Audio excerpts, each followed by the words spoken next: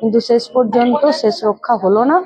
কালকে যোগ্যরা নিজেদের জায়গায় ফিরতে পারলেন না, তাদেরও চাকরি বাতিল হলো। কিন্তু কেন, কার জন্য সংগঠিত করলো এই দুর্নীতি? রাজ্যের সরকার। গতকাল গোটা পশ্চিমবঙ্গের সাধারণ মানুষের কাছে, শিক্ষক শিক্ষিকাদের কাছে, স্কুলের বাচ্চাদের কাছে, তাদের গার্জেনদের কাছে এবং আপামর গোটা জনসাধারণের কাছে, গোটা পশ্চিমবঙ্গবাসীর কাছে একটি কলঙ্কময় দিন ছিল। সুপ্রিম কোর্ট প্রায় 26,000 তাদের চাকরি বাতিল সেটাকে ঘোষণা করে দিল। কিছু জনের শুধুমাত্র ঘুষের বদলে চাকরি, এইটাকে রক্ষা করতে গিয়ে যারা যোগ্য তারা আজকে পথে বসে গেল। আমরা খুবই আতঙ্কিত, খুবই বিপদে রয়েছে গোটা পশ্চিমবঙ্গের যুব সমাজ। এই যোগ্যরা যাতে নিজেদের কাজে ফেরত যেতে পারে, তারা যাতে স্কুলের চেয়ারে ফিরে বসতে পারেন, বাচ্চাদের লেখাপড়া যাতে বন্ধ না হয়, তার জন্য একদম প্রথম দিন থেকেই শূন্য পদে নিয়োগ করা, স্বচ্ছতার সাথে নিয়োগ করা, মেধার ভিত্তিতে নিয়োগ করা এবং স্থায়ীভাবে নিয়োগ করার জন্য গোটা 13 বছর ধরে এই লড়াইয়ে আমরা যারা ডিওয়াইএফআই করি আমরা রাস্তায় ছিলাম। একা আমরা রাস্তায় ছিলাম না, ছাত্ররা রাস্তায় ছিল, বামপন্থী সাধারণ মানুষেরা রাস্তায় ছিলেন, চাকরি প্রার্থীরা রাস্তায় ছিলেন। কিন্তু এই 2016 সালের যে চাকরির বিষয়, সেখানে আমরা প্রথম দিন থেকেই বলেছি যে যোগ্যদেরকে কাজে ফেরাতে হবে। তার জন্য আমরা পুলিশের মার খেয়েছি, কেস খেয়েছি, আমাদের কমরেডরা জেলে গেছেন, যারা চাকরি প্রার্থী তারাও ডিটেন হয়েছেন, লকআপে গেছেন, চরম হেনস্থার শিকার হয়েছেন, রাস্তার লড়াইয়ে থেকেছেন, কোর্টের লড়াইয়ে থেকেছেন। গোটা রাজ্যের মানুষের এক রাস যন্ত্রণা এবং আতঙ্ককে সাথে নিয়ে তারাও যতটা রাস্তায় থেকেছেন, সাধারণ মানুষও থেকেছেন। কিন্তু শেষ পর্যন্ত শেষ রক্ষা হলো না। কালকে যোগ্যরা নিজেদের জায়গায় ফিরতে পারলেন না, তাদেরও চাকরি বাতিল হলো। কিন্তু কেন, কার জন্য সংগঠিত করলো এই দুর্নীতি? রাজ্যের সরকার।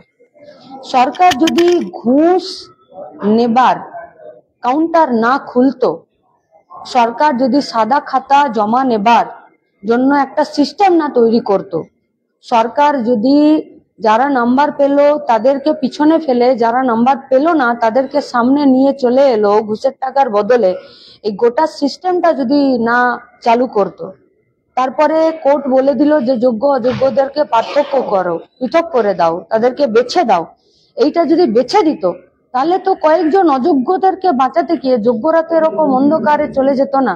তাহলে দায় কার? তাহলে ঘুষের কাউন্টার খোলা থেকে শুরু করে গোটা দুর্নীতির বিষয়টাকে যারা একটা সিস্টেমে পরিণত করলো, এই দায় কিন্তু রাজ্য সরকারকে নিতে হবে। কিন্তু এই পরিবারগুলোর কি হবে? এই যারা মাশরুম সাহেব দিদিমণি হলেন, স্কুলে গেলেন, তাদের আজকে সামাজিক সম্মানের কি হবে?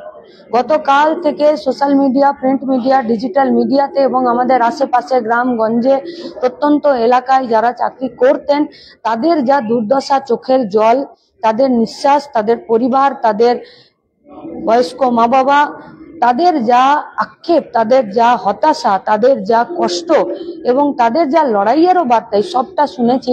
তাতে গোটা পশ্চিমবঙ্গের সাধারণ মানুষ হিসাবে আমরা খুবই বিপদে রয়েছি।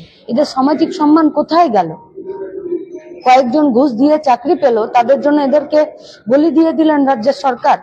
গোটা এসএসসি কমিশনটা, মাশরুম সাহেব দিদিমণি, যারা অশিক্ষক কর্মচারী আছেন, শিক্ষাকর্মী আছেন, তাদের সবাইকে।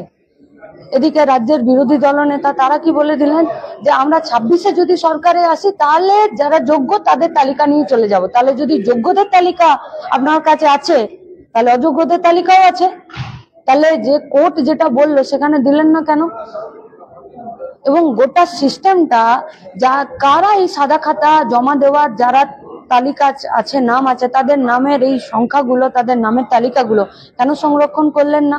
আমরা এই প্রশ্ন আজকে নতুন করছি না, এই প্রশ্ন দীর্ঘদিন ধরে যারা লড়াইয়ে আছেন, যারা রাস্তায় আছেন, যারা চাকরিতে ছিলেন, তাদের সবার কথা এইটাই। আমাদের একটাই প্রশ্ন, যারা দোকান খুললো তাদের কি কোনো শাস্তি নেই? যারা সেই দোকানে গেল তাদের শাস্তি?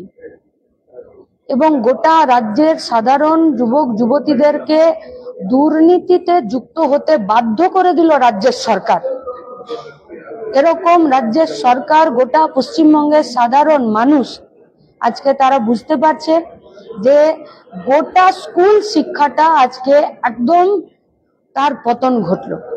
এমনিতেই তো স্কুলে শিক্ষক নেই, এমনিতেই তো স্কুলে বাচ্চারা আর পড়তে যাচ্ছে না, এমনিতেই তো পঠন পাঠনের অবস্থা, স্কুল শিক্ষার অবস্থা, এই অবস্থাটা গোটাটা একদম নিম্নগতি অধোগতিতে রয়েছে। তারপরে যদি এক ধাক্কায় এতজনের যদি চাকরি চলে যায় এবং চেয়ারগুলো ফাঁকা হয়ে যায়, তাহলে কি হবে? আমরা পরিষ্কার কথা ডিওয়াইফআই পক্ষ থেকে বলতে চাইছি, একটা ক্লাসেও যদি একটাও কোনো শূন্য যদি সেখানে শিক্ষক না থাকে, শূন্য হয় ক্লাস, শিক্ষক শূন্য যদি ক্লাস হয়, তাহলে কিন্তু গোটা রাজ্যের মানুষ তার ব্যবস্থা কিন্তু নেবে। আসল কথা, গরিবের শিক্ষাকে বানচাল করতেই রাজ্য সরকারের এই পদক্ষেপ।